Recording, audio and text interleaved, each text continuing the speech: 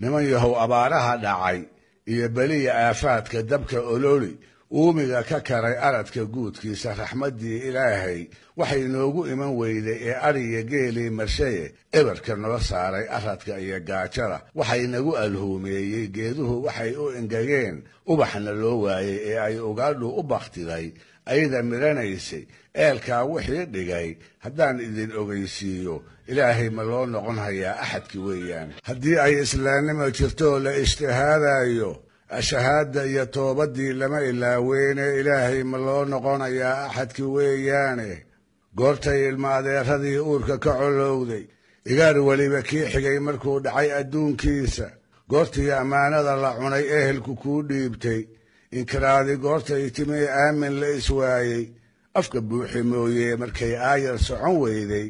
inay samadu naga oodantaa waa abaalmarine ilaahay ma loo noqonayaa axadki weeyaane alalaasku goortuu ka karay or iyo duulaanku niman ayna kaa dhicin markii udubka loo saaray oofaha markay kala heleen kaalka la afeeyey goortay asayda u xidheen ooriduu mehershay maatadu markay ooyayeen loo arxami waayey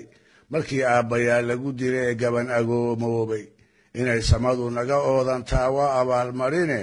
ilaahay ma loo noqonayaa axadki weeyaan axdinimaad lahaydeen markuu oofin kari waayey ayadaha diinta markii iida laga doortay isimkii ilaahay markii la istixayn waayey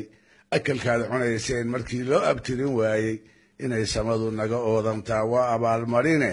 ilaahay ma loo noqonayaa axadki weeyaan aakhira ilowdiyo jannada aqalladeedii addimaadda goortuu wadaad idin ogeysiiyo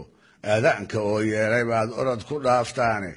eygii hadduu idin duwaday aadan ba habowshay oo uu ibliis idinku muday shalay iraabkiisa inay samadu naga oodantaa waa abaalmarine ilaahay ma loo noqonayaa axadki weeyaan